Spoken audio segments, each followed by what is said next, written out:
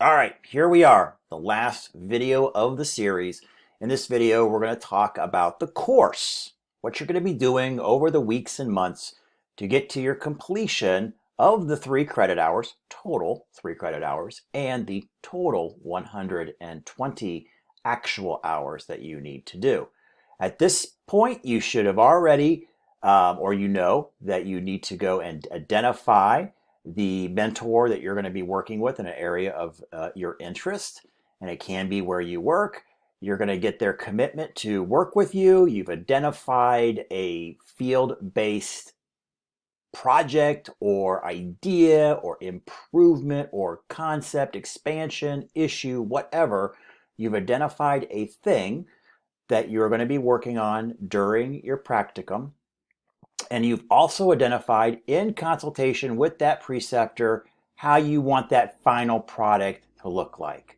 White paper, again, relatively the easier path with less input needed from your mentor as you go along. They can kind of do as much as they wish with the white paper once you come up with the initial idea.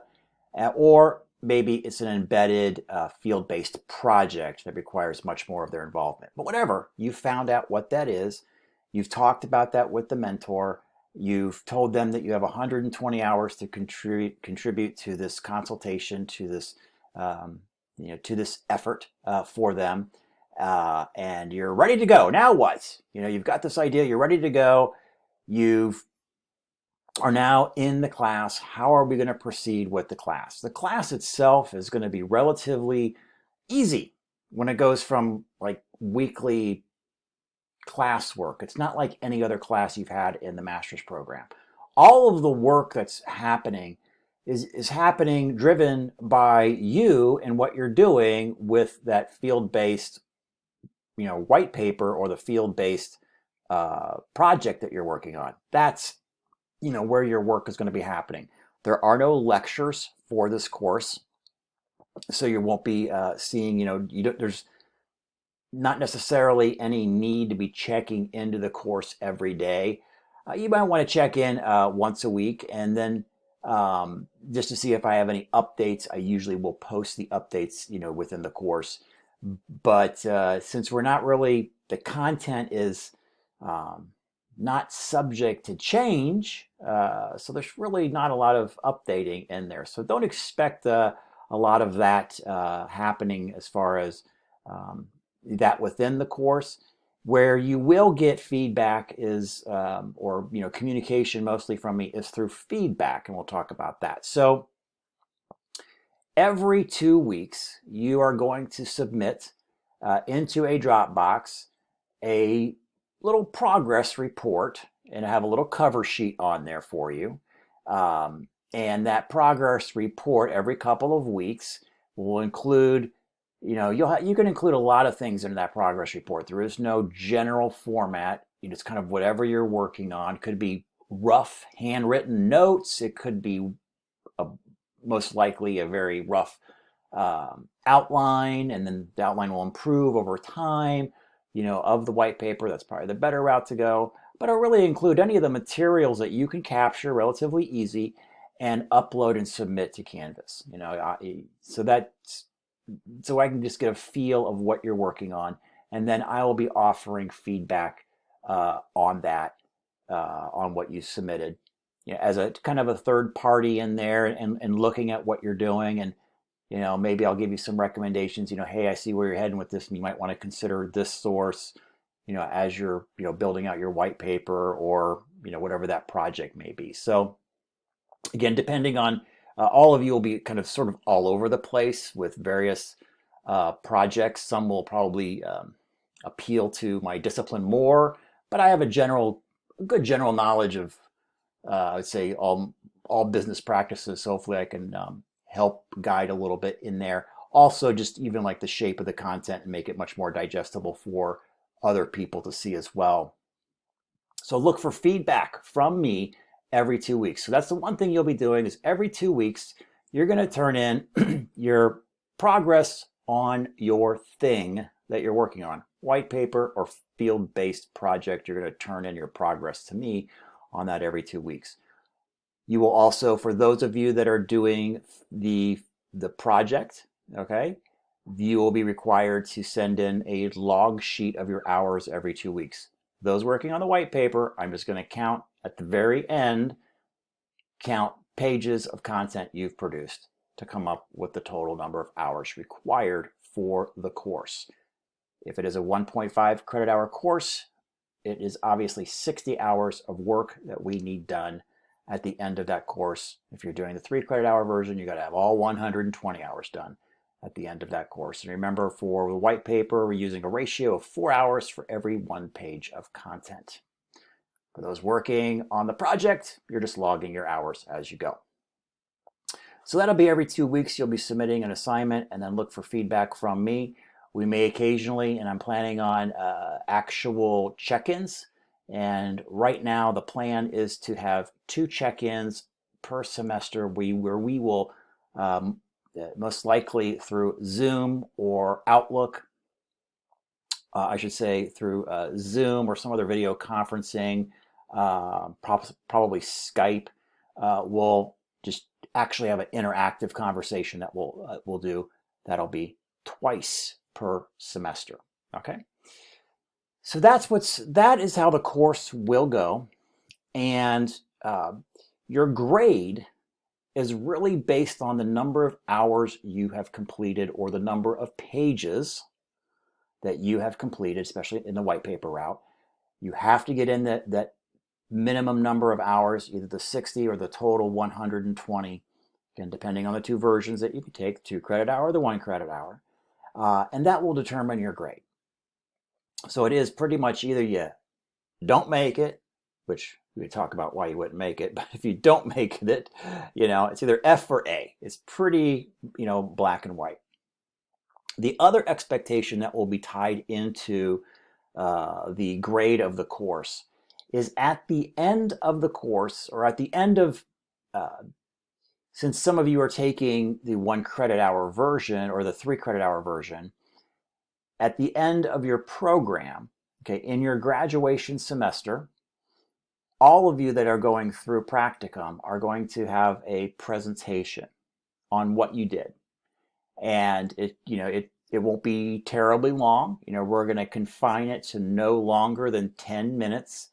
And there'll be a general template that we would like you to follow in discussing what you did and how you approached it, what you learned from it, what were your struggles and dead ends. We want to know about that.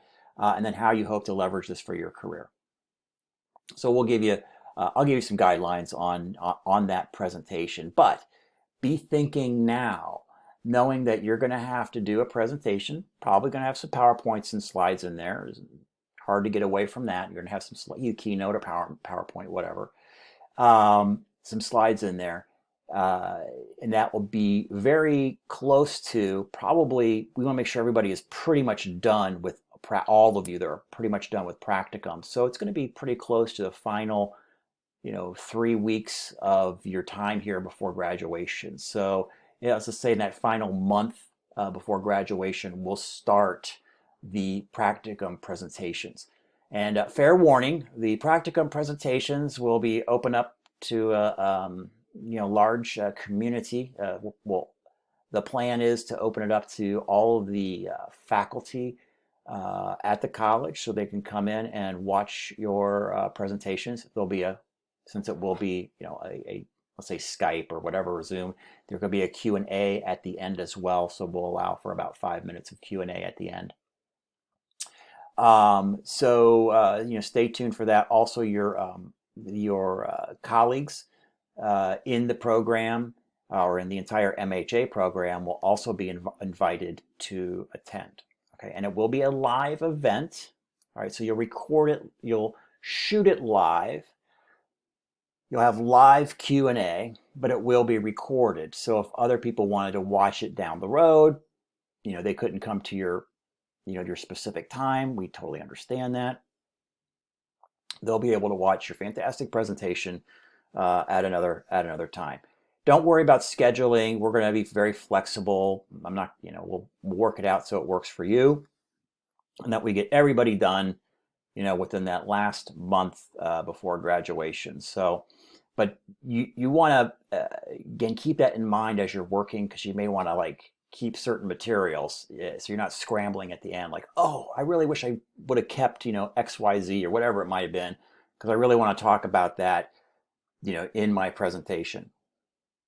Maybe even start making rough notes on PowerPoint slides of things that you want to capture. So just capture kind of your thoughts and processes somehow, knowing that maybe 4-5 months down the road, especially if you're doing the 2-semester version, you're going to be asked to talk about your entire that entire experience. So keep that in mind.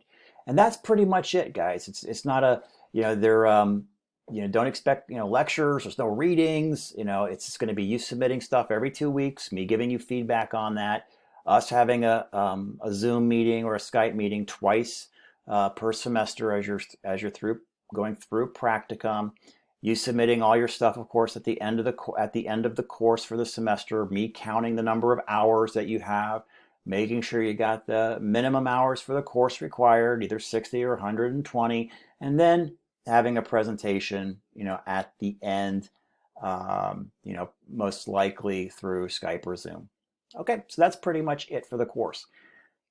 Other than that, you guys are all set to get started. Remember, if you have any questions about Practicum, don't hesitate to reach out to me. All of you have, of course, my email and my cell phone number. Usually, the quickest way to get a hold of me is through text message, if you feel comfortable with that. I'm totally okay with that. Hundreds of students have my cell phone number, and it's totally expected. It's okay for you to text me. If it's a long form question, of course, we might want to do that through email and then maybe arrange a time to talk. All right, guys, I'm so excited that you're here in Practicum. I think you're going to find it a really cool experience.